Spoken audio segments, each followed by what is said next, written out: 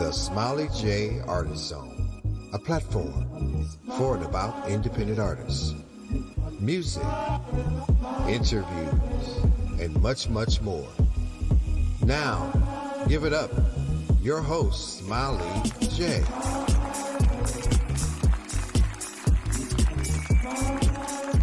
Welcome to the Smiley J Artist Zone, a platform dedicated to independent music creators of the world. And I'm your show host, Smiley J, and I want to welcome each and every one of you to today's show. Yes, welcome, welcome. I am so glad that you guys are hanging out with me today. Now, if this is your first time, please be sure to come on back and, you know what? Tell a friend or two. Yes, please and thank you. Now, you know, I get really excited when I get my analytics and get my, new listeners. So I want to shout out all of my new listeners abroad in Austria, Sweden, and Germany. Yes. Thank you guys for listening. And I also have some new listeners in North America, Mexico to be exact. Hola, ¿cómo está? Just know that I appreciate each and every one of my listeners. Yes, I do. Thank you for listening and, sharing is caring. So make sure you share and tell a friend. Now, for today's show, I thought that I would do something a little different for you guys. You guys know that I love and support independent artists, and I love, love, love live music. So today I thought that I reach out to those supporters who support independent artists, but also provides a platform for artists. Yes, that's what we need. I am super excited to welcome today's guest. He is the founder and visionary music aficionado who uses music as a tool for positive change in the community. I need you guys to help me welcome today's guest, board president of the Lake Arbor Jazz Festival, Mr. Kevin C. Alexander. Hey, welcome to the Smiley J Artist Zone. How are you today, sir? I'm doing well, Smiley J. I'm doing very well. How about yourself? I'm doing well, too. I want to welcome you again to the show, and I also want to congratulate you on your 12th annual Lake Arbor Jazz Festival. Thank you so much. Thank you so much. We've had a blast over the last 12 years, and this year was another great success right here in Prince George's County. So thank you so much. Absolutely. Now, here on the show, I typically interview independent music creators, but I thought it would be really cool to feature folks like yourself who not only support music creators, but you have an annual festival where you feature a lot of independent artists, international artists. And this year was my first year. And, of course, I was there with artist Karen Lynette, who did her thing. Right. She had an amazing set. I saw half of her set. But I heard all of her set from afar, but amazing talent, Karen Lynette. Yes, and everyone, all the lineup, very talented. I mean, yes. You guys, I'm excited. I'm like, I've been missing out. This was my first year, so I definitely will be back next year. Wow, this is your first year. My first year, wow. Yes. Okay. I'm ashamed to say. You're not the only person that has said that.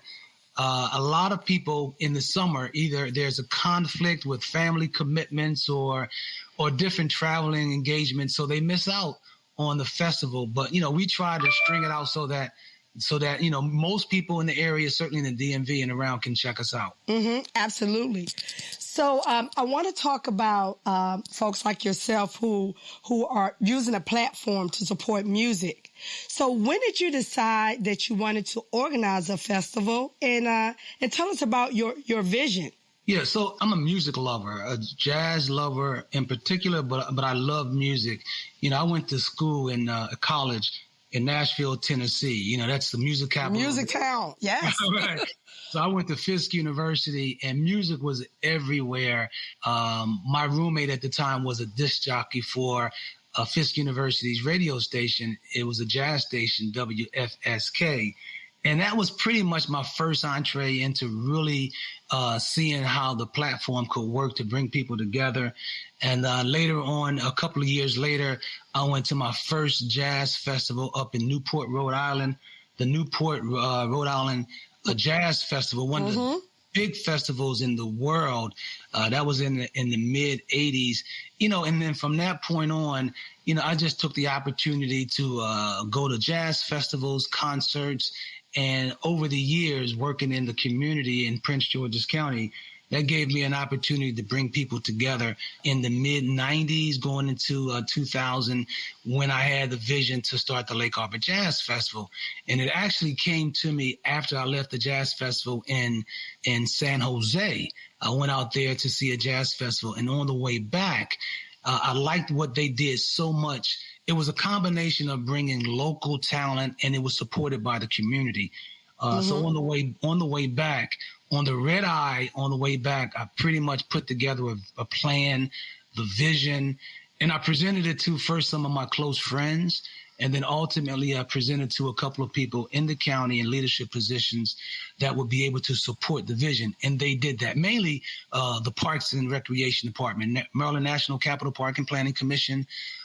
They were our first major partner, and they supported the vision, and they continue to support it to this day. So that pretty much birthed Lake Arbor Jazz, and that was in 2010. That was the first annual in 2010. Wow. And 12 years later, you're still here standing tall. I love it. Yes. So, a little bit of ups and downs. Obviously, COVID had an impact on what we did a couple of years ago. Funding also, sponsorship has an impact on what we do. But through it all, we've been able to string together 12 years of successful festivals right here. Wonderful. Now, like, what are some of the essential steps to planning a festival? The whole operations and all that. I imagine permits and all that. Yeah. I think what you really need to start out with first and foremost is a team. If you have dedicated members on your team, whether they are paid or whether or not they are volunteers, and our organization is a nonprofit. So the company, the entity that really produces the festival is called the Prince George's Cultural Arts Foundation, which is a nonprofit that I started to support the Jazz Festival. And so we start out with core members of the team that are tasked with making sure that the festival goes off without a hitch. Without a team, it's really impossible to really put together something as large as this is. And then, of course, volunteers to help us manage and oversee the festival. So I would tell anyone to start out with people that you trust, that you know that can do the job, that are professionals and that are dedicated. So, that's the first thing. And then, like you said, the whole permitting process is a challenge, because when you're dealing with major artists that have requirements such as staging and lighting, and you have vendors, you have tenting that goes on, those requirements, they require oversight from the county. And the county is not going to let you do anything like that, as large as that, without having the proper permitting, just in case something goes wrong. Because if something goes wrong and you don't have those permits in place, then really you could put a lot of people at risk and in danger. Liability, yeah. So we make sure that we talk to the appropriate personnel to make sure that our insurances are in place. All of our site planning is in place. You have to have portable bathrooms in place. You have to have EMTs in place, ambulance services in place, just in case. Now, luckily for us, and thankfully, we have not had a major incident over the past 12 years. So, we've been blessed in that although we have everything in place, like I said, the EMTs and the bathrooms and the ambulance services, we have not had to use them. And then also, most importantly, security. We have not had to use any of those services that were required of us to put the festival on. And we want to continue that. That's wonderful. Amen to that. That's wonderful. So speaking of team, you mentioned a team. Can I just say that your volunteers and your committee members, very polite, very organized, very professional. So shout out to all of your, all of the Lake Arbor volunteers and committee members. I got a chance to, to experience it firsthand. So I can say from experience that they were very experienced, very knowledgeable, polite, all that good stuff. That's good. That's good. And it's good to hear you say that because, a lot of times it can be a thankless job because, the volunteers, we do so much in the community, to the team. We do so much to make sure that everyone has a pleasurable experience. And so when people leave, we want them smiling and say exactly what you said, that, hey, everybody was polite, professional. And that's, I think, what gets people coming back year after year. They come to an event where they're not made to feel warm and it's not a friendly experience, then they won't come back. And we don't want that. We want them to come back year after year after year. Yeah. And let me just say, the Artist Green Room. Yes. Like a 5-star restaurant in there. All right. Okay. Well, shout out to Nadine Sid. Nadine, yes, Sid, one of our original team members. She makes sure that the green room is set up such that it is very, very comfortable for our artists. She makes sure that the food and the meal service is on point. She makes sure that the artists get exactly what they need so that they don't feel any stress when it's time for them to take the stage. That's right. And very hospitable. And Nadine is on it. She's definitely on it. And, I want to shout out another committee member because, is a fellow classmate, Mr. Vincent Phillips. Okay. Yeah. Fellow Balloon Night. Yes. It's good to see some familiar faces. Yes. Right. Yeah. Vincent is our merch manager. He's in charge of our merchandise, selling all of Lake Arbor Jazz T-shirts and product, as well as assisting the artists with selling their merchandise. So when the artist comes, they don't necessarily have to bring someone to oversee the selling of their merchandise. We do that for them, and Vincent, he does that for them. So that's great. Nice. Now, Kevin, do you plan to branch out in other counties, Maryland counties, or maybe even a cruise? You know what? We get that every year. Every year, we ask people, what do you want to see from Lake Arbor Jazz next year or the next couple of years? And we have given serious consideration to expanding. Certainly right now we're in the Prince George's area, but folks ask us, how about expanding beyond Prince George's County or the DMV? We've done some shows in the past. We've done shows at Bethesda Jazz and Blues, which was highly successful. Mm-hmm. Right now, last year, because of COVID, we were down at National Harbor, which was, again, a concert series that was extremely successful. The entire month of July, we did that. And so right now we're going back to the planning, and we're looking at what we can do for the upcoming year, 2023 and beyond. So I would say stay tuned. Okay. Everything is on the table. Nothing's off the table. We just, like I said before, what's important is to make sure that we have the personnel, the team, the volunteers, and then I have to say this most importantly also is the sponsorship and finances. If we don't have the funding to do what we want to do, it's not going to happen. So those are the key factors. But I would say stay tuned. You'll be surprised what we're going to do in the future. All right. But you know what? I want to shout out all the sponsors that support the Lake Arbor Jazz Festival. Absolutely. And, we've had some amazing sponsors over the year. I mentioned earlier that Maryland National Capital Park and Planning Commission, they were our first, we call them a partner because they bring so much in resources to the table. But also Xfinity, they've been a tremendous partner over the years. Wellspring Manor and Spa. Wellspring Manor and Spa has been a partner as well as a sponsor, which is a luxury bed and breakfast in Prince George's County.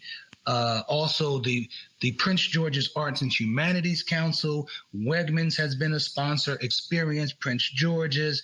The Lake Arbor Foundation also has been a sponsor. And then this year, we also had the support of Prince George's Community College, the Performing Arts Center. 2 of our shows for the festival was actually housed at the Prince George's County Center for Performing Arts, which was amazing show. One show featured Jonathan Butler and Ann Nesby, and the other show on Friday, which was our Summer White Affair, featured Gerald Albright and Chelsea Green and the Green Project. So we're really happy for all of our sponsors that have supported us over the years.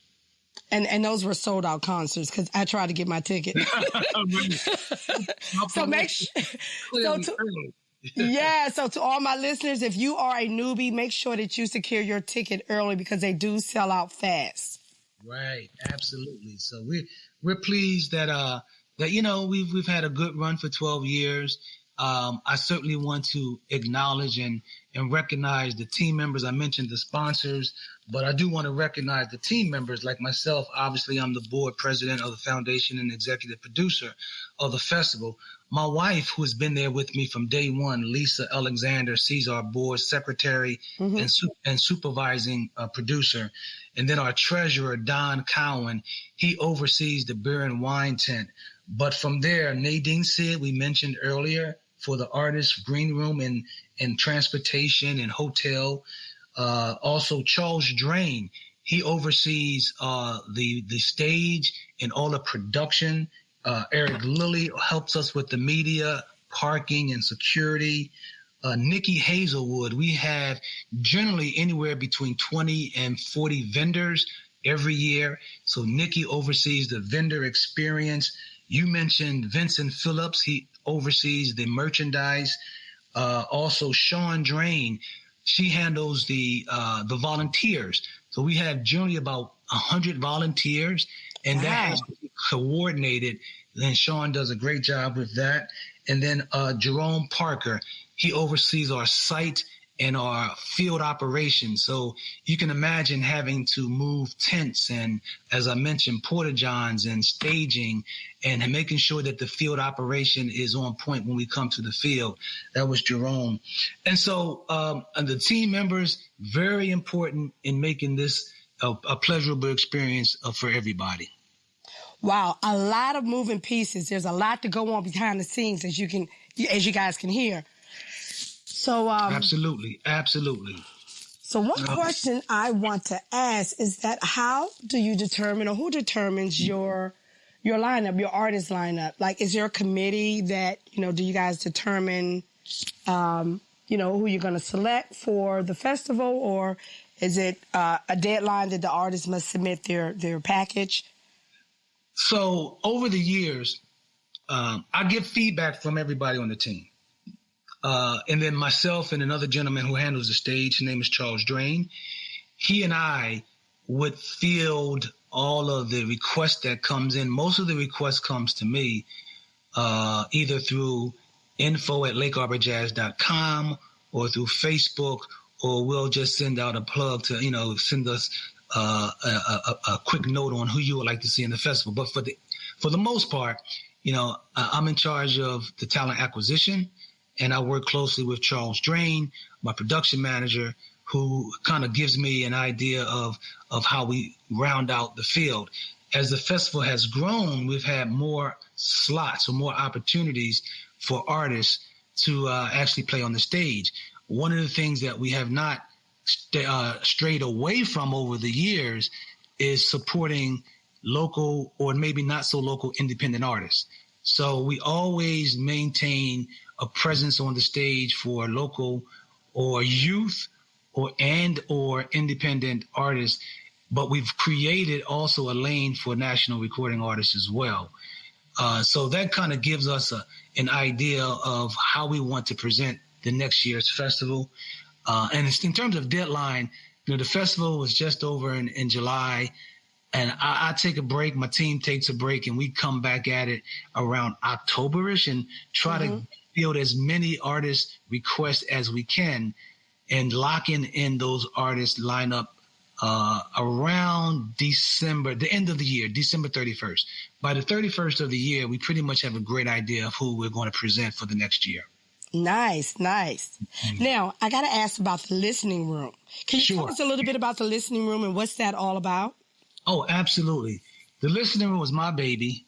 Before COVID, I had the vision of presenting small, intimate concerts, not like a large festival where you have thousands of people, but a lot of times people want an intimate experience, like a blues alley experience, no more than 100, 150 people. And so we began to look at creating a small, intimate listening room jazz experience. What happened was, and this was going to be an in-person type of activity, but what happened was COVID put an end to that. So what we did was we did the same thing. The concept was the same, but we had to shift from it being live to in person. So we created 3 or 4 episodes and produced it in studio. Instead of having a live performance, we created it, and we wanted to make sure that we did a high-end performance in the studio. So the first one was a spoken word called Mad Jazz Poetry, presented by Lake Arbor Jazz. And that was a phenomenal production where we reached out to local poets and we put the poets in front of a live jazz band.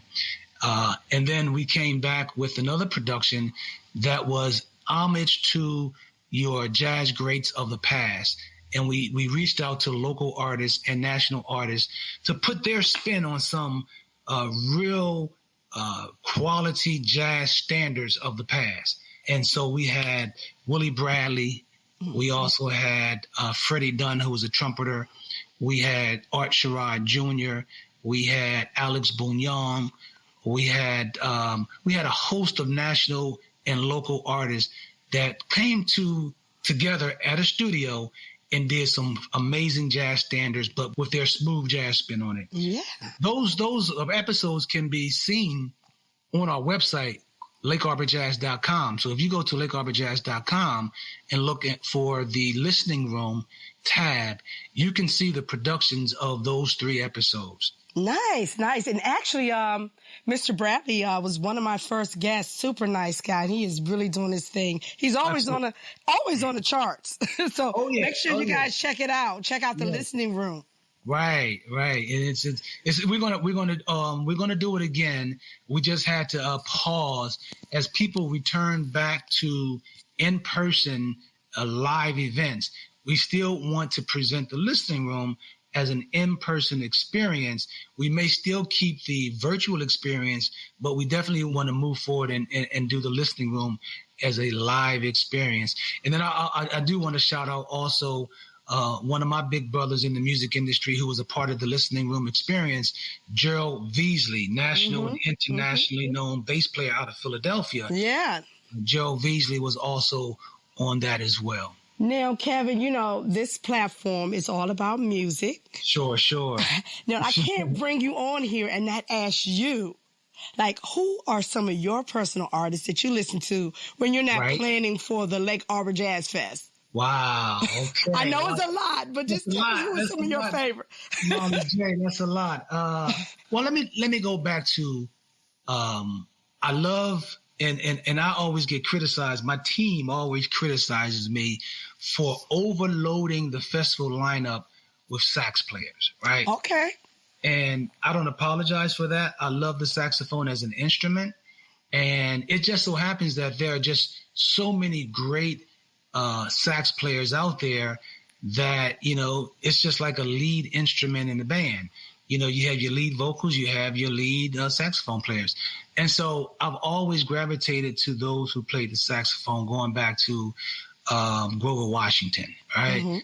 Going to George Howard. Of course, I love Gerald Albright and Walter Beasley and Kirk Whalum. So I'm listening to the sax players. Okay. So people get. I got you, and it's nothing wrong, but you like what you like, and it's all right. Right. And I like vocals too. I love Kim, right? And of course, when I was coming up, I loved Luther Vandross, and so I love the male vocal, and I love the sax players, and so that's pretty much what I like. I also was a big George Duke fan. Loved George Duke growing up, coming through. So Sir I'm Duke, yes. Yeah. I'm pretty versatile. I don't play an instrument. So people ask me all the time, you don't play an instrument. So how did you get into this? But you don't play an instrument. I just like bringing people who play instruments together.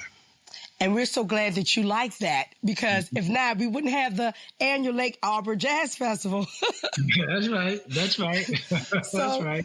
So, Kevin, I want to thank you for taking the time to chat it up with me today. And I'm looking forward to the 2023 Lake Arbor Jazz Festival. So I know that you said you guys, you're taking a break. But, yes. I thought maybe I can get a little hint of any, if you could drop a name or anybody for the 2023 that you anticipate on getting on the... Smiley J. I got to try it. Yes, sir. That's right. Well, let me put it to you this way. We are looking at bringing back some artists that played the festival in the past. I'll just drop that on you without giving names. Cool. We always like to bring some. We try to make it a diverse experience so that you get a chance to see a lot of different artists over the course of a few years. But sometimes we get requests to bring back an artist that did very well, and I will leave you with that. We're looking at bringing some folks back. Okay. Well, I had to try it. So, so thank you so much, Kevin, for taking time out your busy schedule to chat it up with me. And you know what? I think I'm going to put on some sax for you. I'm not sure which one, but I'm going to throw on some sax for you. Throw some sax on for me. Take it home with some sax. I appreciate it. And thank you so much for having me on. I like what you're doing. I love the energy that you bring to the platform. Keep doing what you do. And you keep doing what you're doing, brother. All right now. Until next time, be well. Take care. As promised, let me get something on Saxy from Mr. Alexandra. He says that he likes the saxophone, so I got you covered. Yes. So I thought that I would feature the music of former guest, Mr. Kenny Nightingale, who, by the way, was just here last month. Super, super nice guy. Now, I did not feature this song, but it is one of my favorite songs, and it's doing very well on the smooth jazz charts, and it is entitled My Saxophone. How appropriate is that? I just want no love. My saxophone, no. I just want no love. I wanna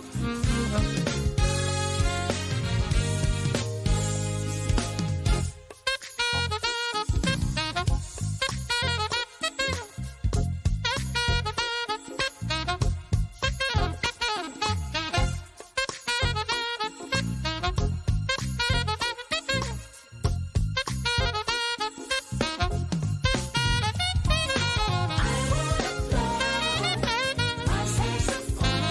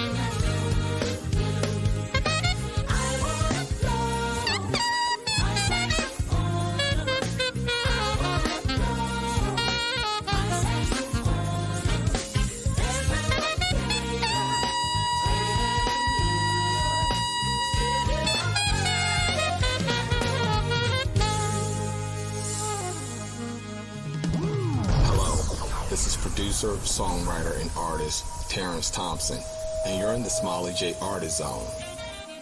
All right, it's that time. But I want to again thank today's guest, Mr. Kevin Alexander, for stopping by and hanging out with me in the Artist Zone, and for also sharing to what was once his vision to what is now. He's now entering to the 13th year of hosting the annual Lake Arbor Jazz Festival.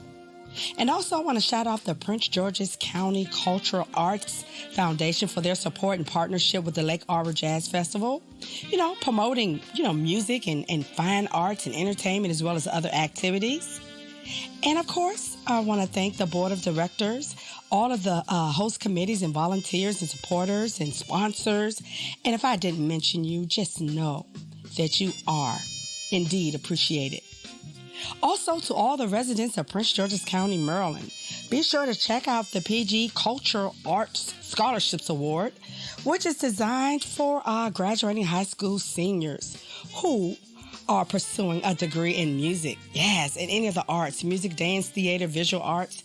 Be sure to check out the Lake Arbor Jazz Festival website for more information on how to apply. And of course, you want to meet that deadline. Now, I have to absolutely shout out all of you folks out there who support live music and independent artists. None of this is possible without you. So keep supporting, guys. Until next time, I'm going to need you guys to be well, stay safe, and remember to listen to good music. Your ears will thank you for it. I'm Smiley J, and I'm out.